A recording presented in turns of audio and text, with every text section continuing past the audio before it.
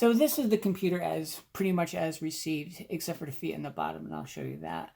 The computer is in amazing condition, and there's only the slightest of polishing on the little base of the handrest here. So it's been used a little bit, but not that much. It looks like it has maybe a month or 2 months worth of use or something like that. And this is an amazing computer, given that it's some 30 years old. There's no scratches on it that I can see. The computer still smells new.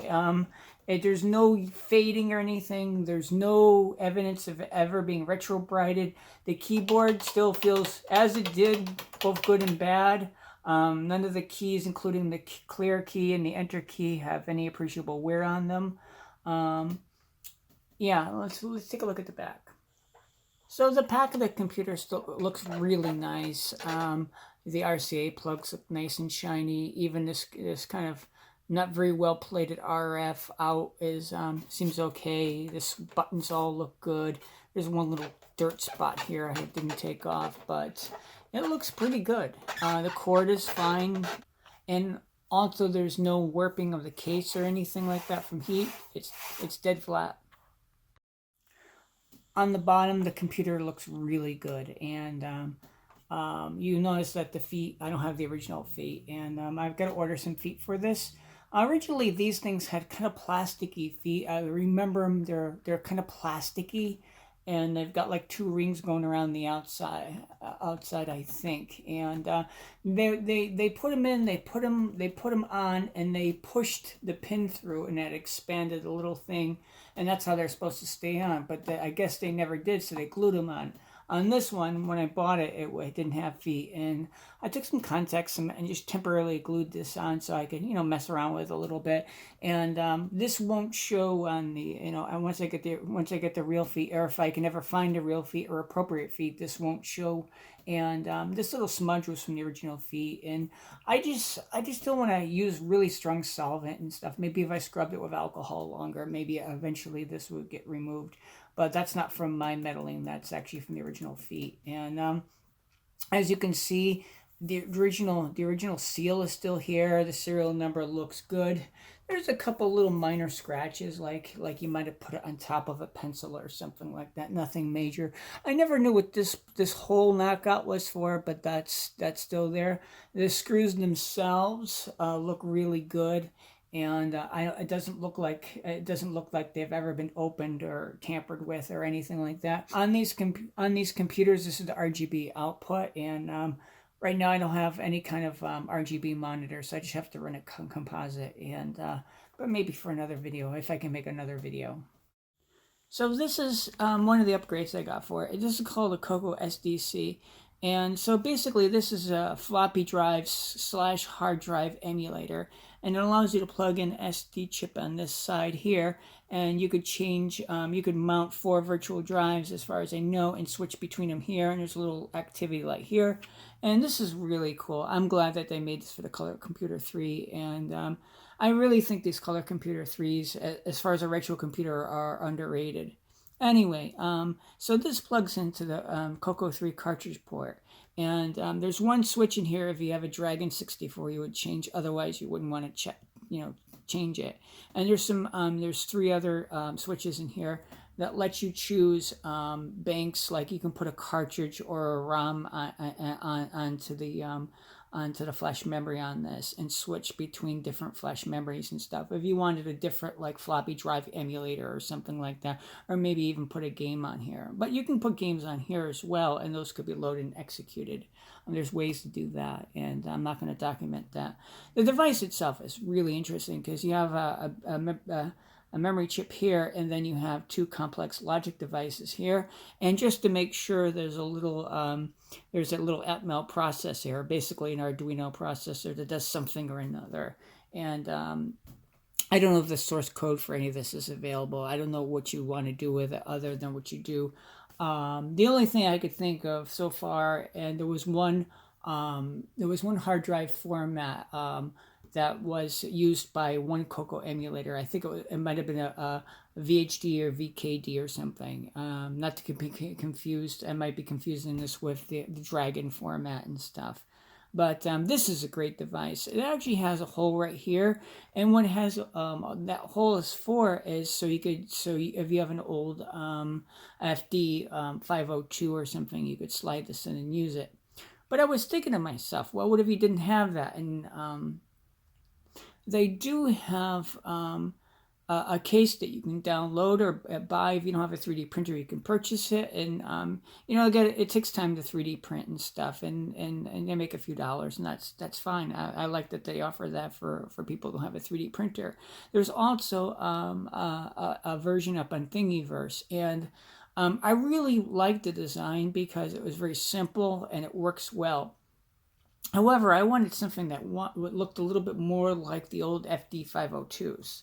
The original case that somebody made was a good case in that everything was on the end here, and it all really worked well, and it fitted on the case, and I don't know if you can see, but there's little slots there, and the CocoSDC slides in there, and there's a little tapped hole, and there's a little notch here for the you know, so it can go into the cartridge.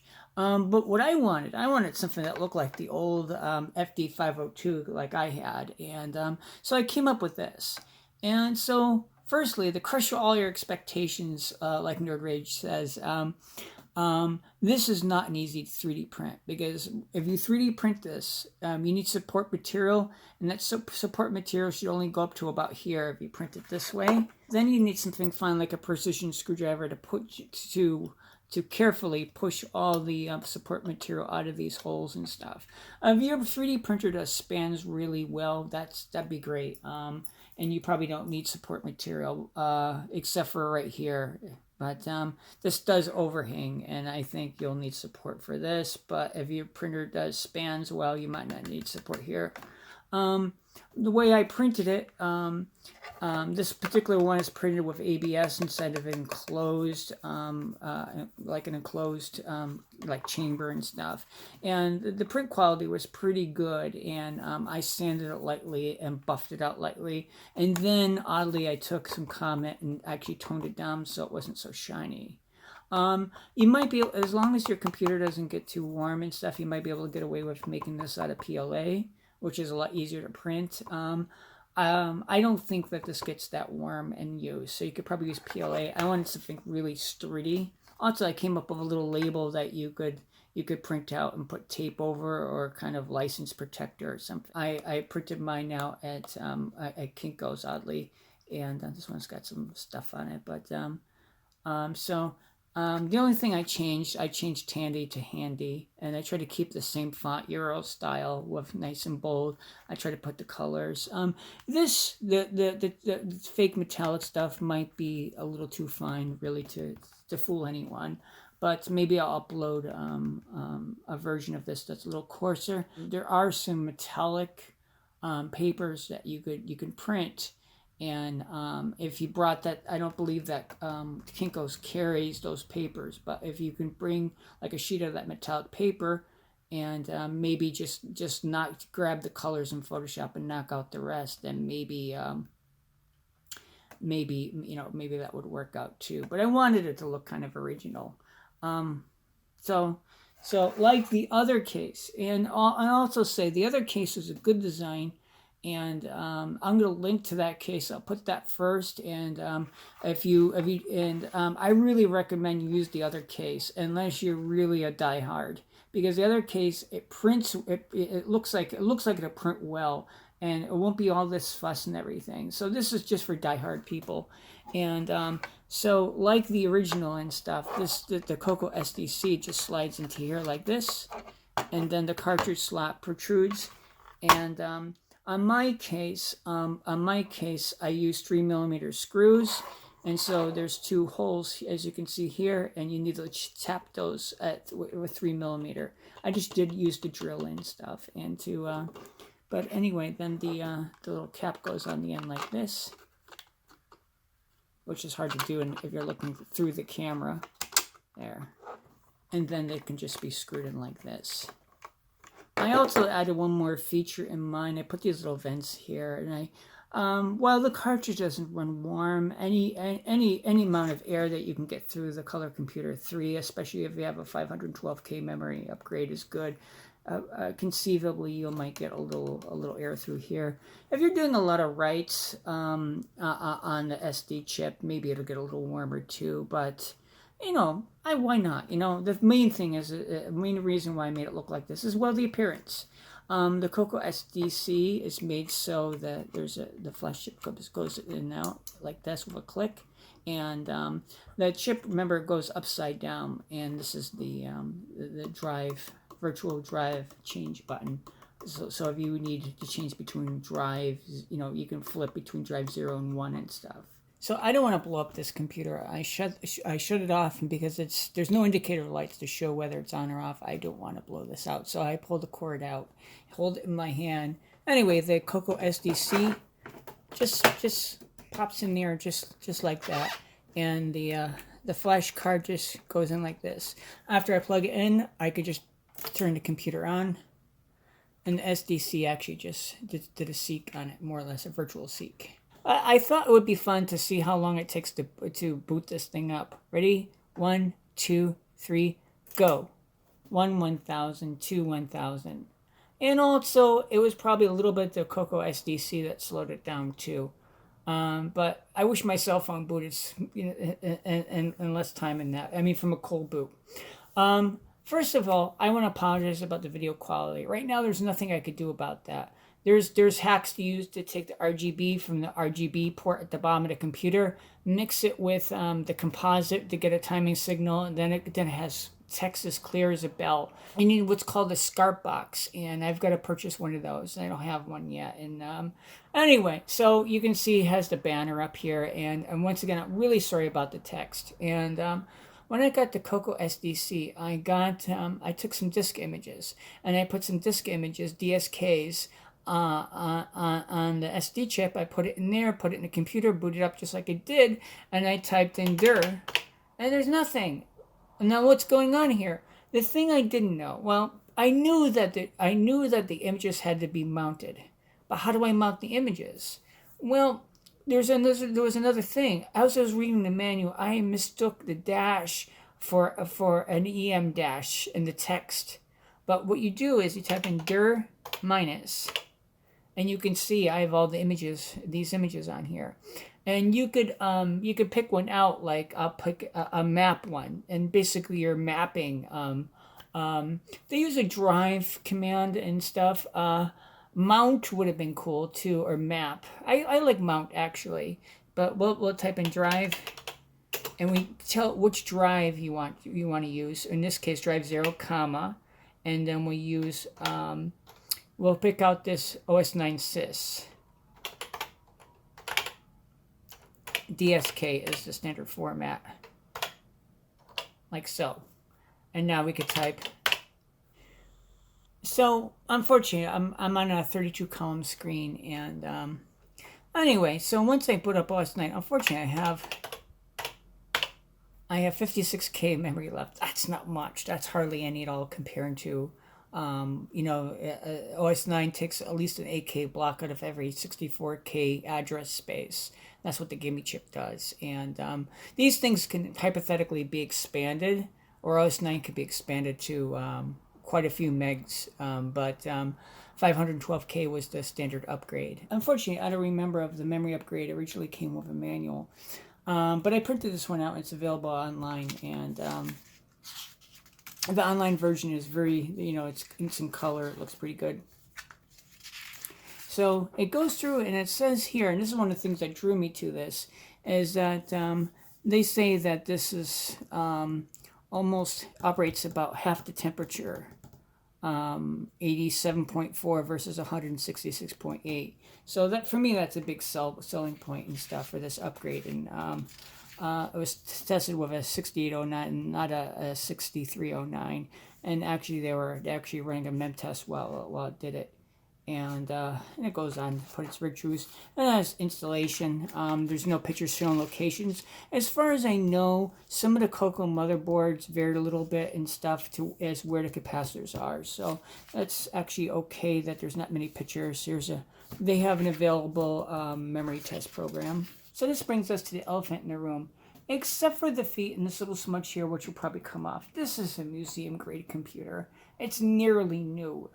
It probably has maybe 2 weeks, maybe a month's worth of light use on it.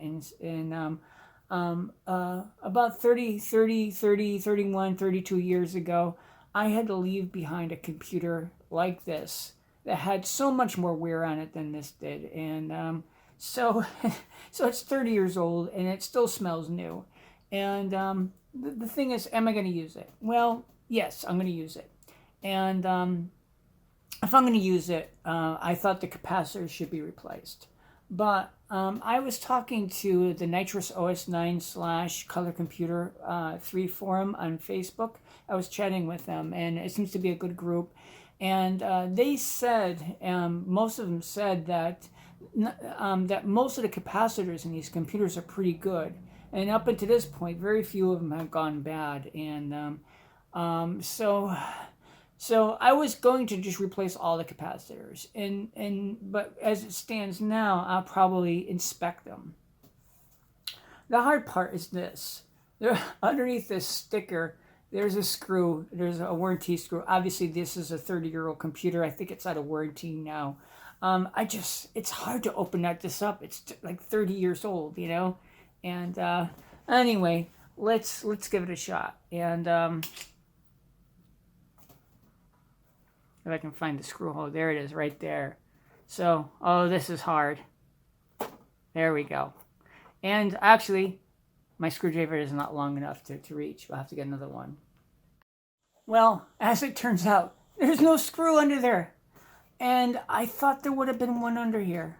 Oh well.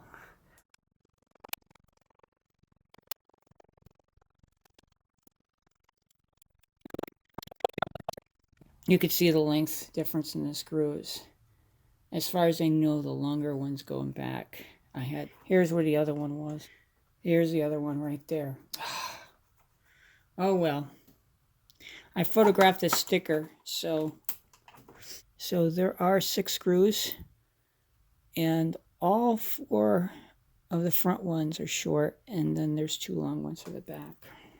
I feel bad. I got faked out.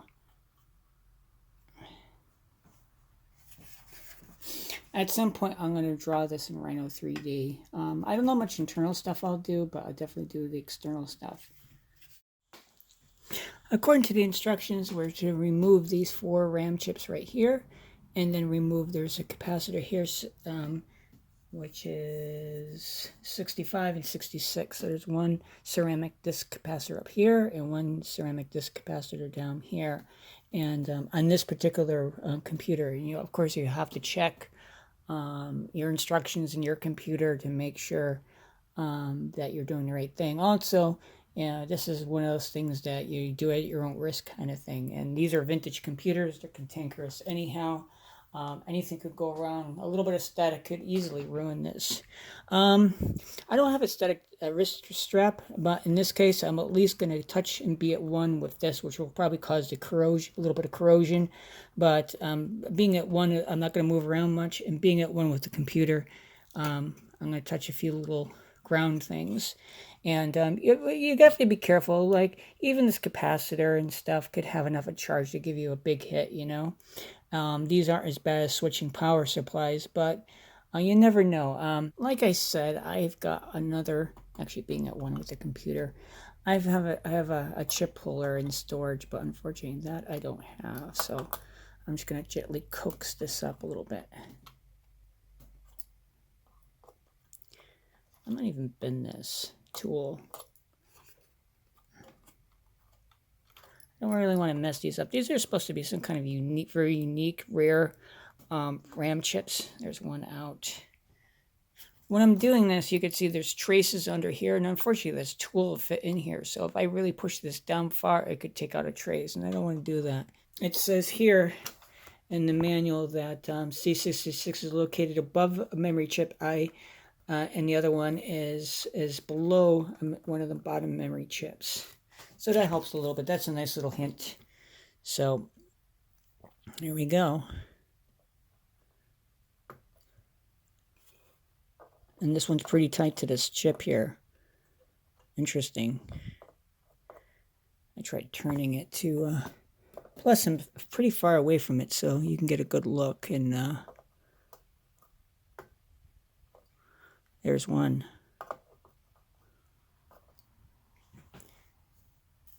Saving for prosperity.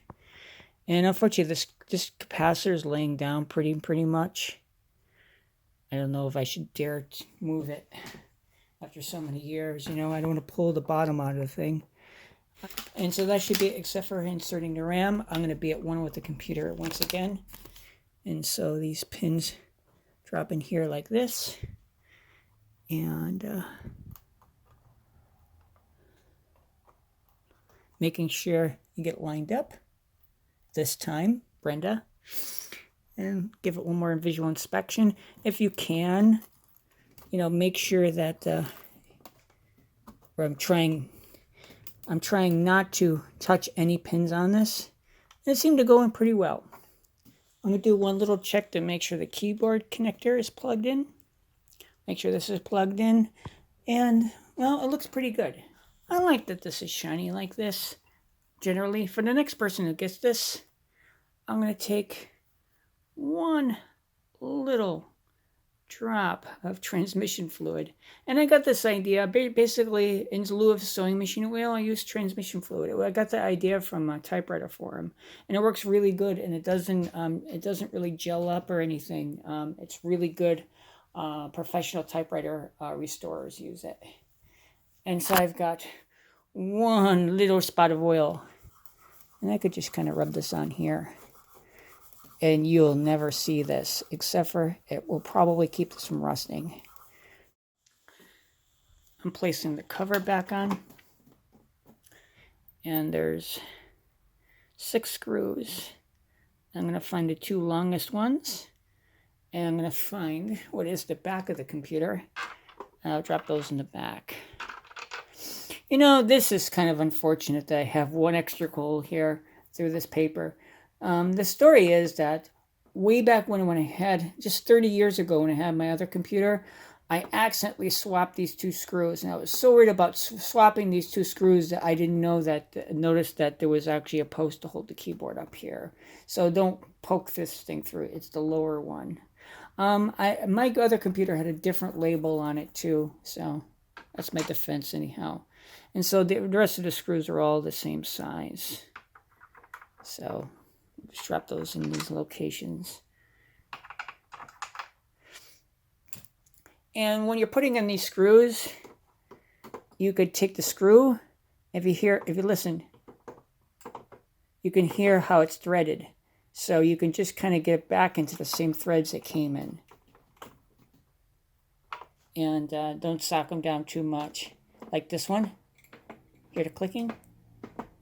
So you can just turn it back and try to get it through. It should go nice and easy. This plastic, I don't think is, this still smells new, but this plastic I don't think is as flexible as the original was. That dropped in. I've got the Coco-SDC plugged in. Hopefully it's plugged in the monitor, and here we go. Let's see if she works. There. And you'll notice that under this was Tandy's little, and Microsoft's little basic that's just in ROM. And if I go over here and type, if I put print mem, basically it only shows the memory that's whatever is left over that's mapped into the 64K of the processor. But OS9 uses a kind of a paging file. It's kind of a paging file, but it basically breaks everything up into 8K blocks.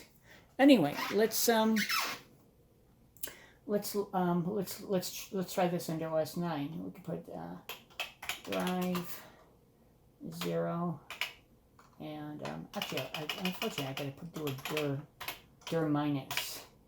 And I wish that it made that clear a little bit sooner in the instructions. So we'll put drive 0, and we'll put OS9 assist DSK. As far as I know, you could load more. You could load more than one virtual disk. Like I could do drive 1, and OS9 boot ESK. And later on, when I get this booted up, there should be something in drive 1. As long as OS9 is set up for it. Anyway, let's try booting up DOS. So I brought it in closer. I'm just going to skip by the date for now, and let's do an M free. So I've got 440K free now, so hypothetically can do something. I found a memory test program, and I put it on the little SD card. You could see this little silly thing I made, and that'll be included on the link on Thingiverse. Let's hope this works. This is apparently, oh, this is kind of nice. It's kind of a manual page. Let's do load. I think it's load M, and it's stress 12. Let's see what happens. This looks nice. I guess they have a 40-column screen. And actually, it's the most readable text I've had on this computer so far. And there's some video stuff here. I don't know if that's supposed to be there. I don't know if it's a visual representation. But there's, yeah, I don't know if it's supposed to look like that. So, yeah, it might be a representation of the contents of the memory. But this does look promising. So I'll let this run for a while. Apparently it's gone around 3 times, actually 6 times. I've got one of these little temperature things, and let's try to get a reading. So let's check the temperatures on the case anyhow.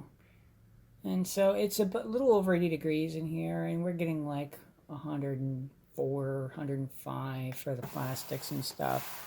And this isn't bad. I think my cell phone is worse than this thing. I wish I could get the memory upgrade. I don't want to open it up again and you know, and wear the plastic. But the warmest part is actually right over the. It feels like the warmest part is right over the voltage regulator. So yeah, so it's been going for a while. It's got 13. It's gone around 26 times because it's got 512K of memory. And it's gone around 26 times. No errors, I like that. I guess this is a graphical display of the contents of the memory. So, all seems well. And thank you, Richard42, for this test. I really appreciate it. Thank you to everyone on the Nitrous OS9 / Color Computer forum for the advice about the capacitors. Because I know they seem to be still working. So this is the slightly modified version of Barry Nelson's SCART cable. Barry Nelson did an article on Hackaday.com, and mostly this follows it with a little minor variation or two.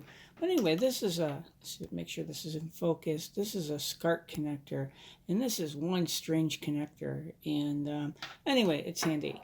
So this cable is not easy to make. I think I'm going to include a link not only to the original article on Hackaday, but also you can buy a commercial cable already made and stuff. It might be made in Australia. I'm not sure about that. But so this is not an easy cable to make, and I sacrificed a whole bunch of other cables to make this cable. I sacrificed 3 cables to make this, 4 cables. And not only that, and I had a tool to crimp these pins. So, yeah, so this is a thing. So, anyway, so what do we have going on here? So we have the SCART connector, as seen here, and the SCART box takes 5 volts. And I put this, this is the original SCART cable. Actually, let's bring it up to 5 cables I destroyed to make this. So anyway, this is the original SCART cable coaxial power plug. And I left this long. It's tied up because I might rebuild this cable because I want a solution that doesn't put wear and tear on the bottom connector on the computer. Anyway, so we've got the SCART here. We have the power for the SCART box here, which in my case is 5 volts. But if you get a different box, you might have to come up with some other different kind of power scheme. And this idea of this cable won't work for you, and you should probably go with the original design. So what I worked it out is that I use this USB cable that I had laying around, and I chopped it and making sure I had the right polarity. And I use a power adapter. This one's 2 amps. I really think you should use one 2 amps and up, and you should probably have these kicking around just to make sure the SCART box has enough of power. And I've got 2 warnings about this too. Is that there's two pinouts for the Color Computer 3 plug on the bottom. These pinouts is right, one of these pinouts is wrong, so be careful. First time I did it, it wasn't working, and I'm glad things weren't worse. So I believe the SCART box needs a 5-volt pull-up, and you do need a resistor on that. Some people had also said and commented that by putting in capacitors, you might get a better signal too and stuff. And so maybe I'll look at that in the future. Anyway, on this end, there's a plug, and this plugs into the composite port on the composite video port on the Color Computer 3, and this is used for timing and get a timing signal. And then this plugs into the bottom of the Color Computer 3, which in a way, I mean, this is how the original one plugged in for this. I believe it was a CM8 monitor, analog monitor.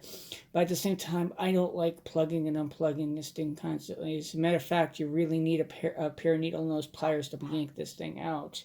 And by yank, I mean carefully, very carefully, wiggle it out on a vintage computer. So anyway, this was a pain to make, and so you might follow, if you don't want to go through all this, you might follow the links and purchase one already made. Also, I did also sacrifice a SCART extension cable to make it 2, and this one, it actually is all metal, and it's just die cast of some kind or another, and it's like black chrome plated and stuff. But this was a nice cable I cut up also, and all this was sacrificed. This was a standard.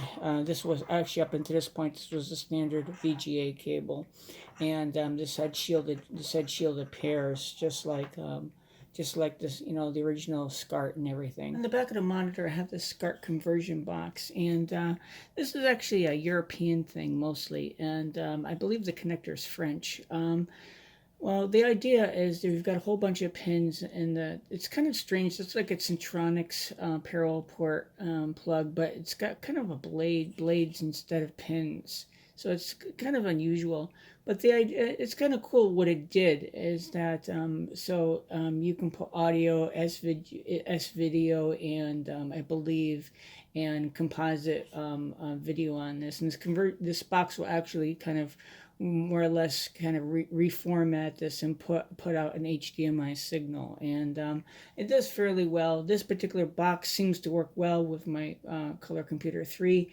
It takes 5 volts, and powering it, it comes with an adapter, and I think these cost about $35 US, and its output is HDMI, and so I just have it Velcroed on here. This is the bottom of the Color Computer 3, and this is the original analog monitor port, and this is analog VGA, and there's a pin in the bottom of the plug, which I just plugged with something here, and that plugs into the bottom of the Color Computer 3.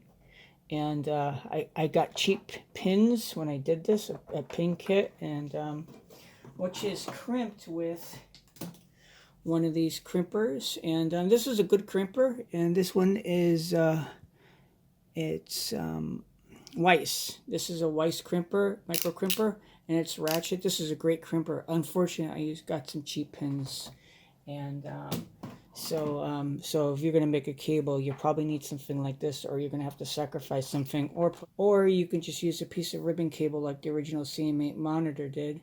But that's somewhat suboptimal, because you have analog video that's unshielded. And anyway, so this fits in like this. This fits in like this.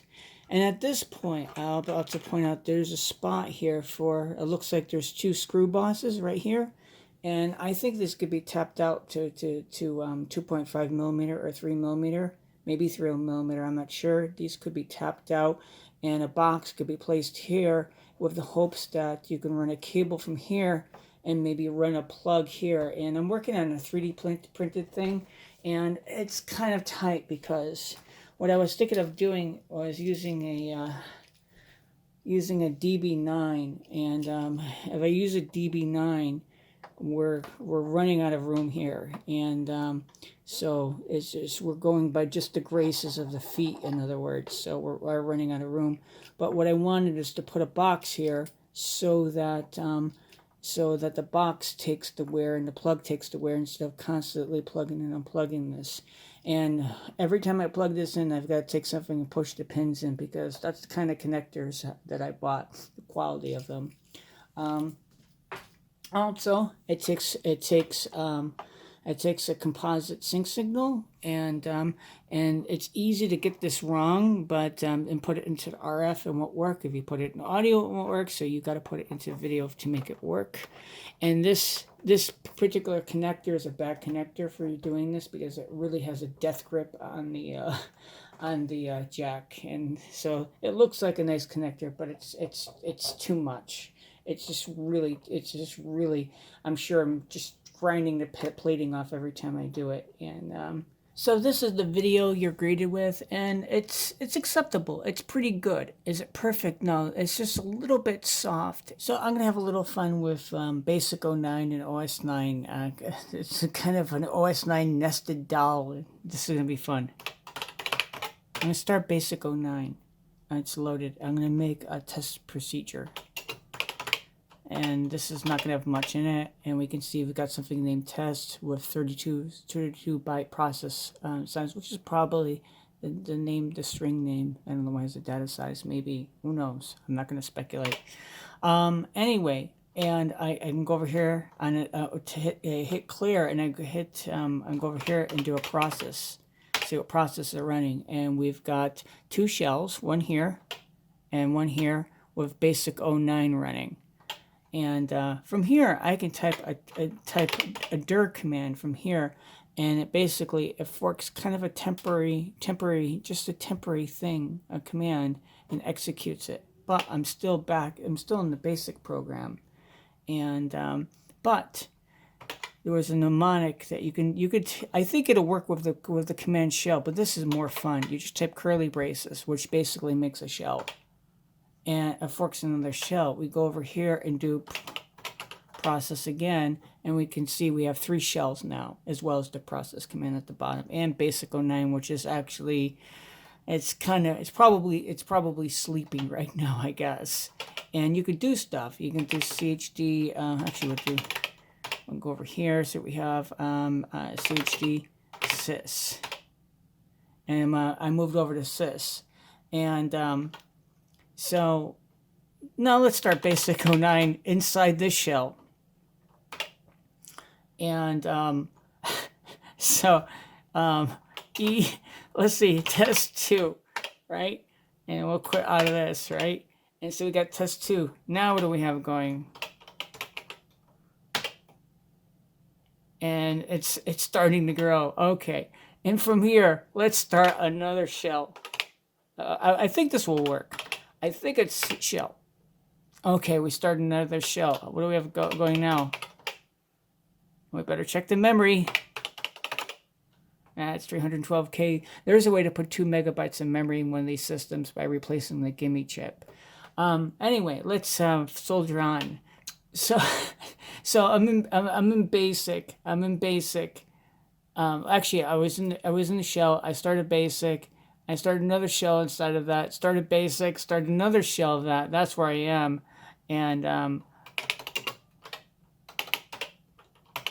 where are we? We can go. We're going to Brenda CHD. Oops, sorry. This isn't the best keyboard. Okay. I could go on. This is my own drawing program I submitted to, or parts of it that I submitted to Rainbow Magazine some 30 years ago. It got rejected because they already had another drawing program. We'd know which one. Anyway, so this could go on for quite some time. Let's see. Okay, so so I'm in DD Brenda, and this has got a modified, more or less a modified shell that gives you your present working directory, what shell you are, which is 09. That's this, your ID, and which window you're running on. To kill this, so I'm in Brenda. To kill this, basically to collapse the shell, you type X, and now I'm back into basic 09, and I still have test 2, and it should be slightly less here, and we should have some M3. We should have some more memory.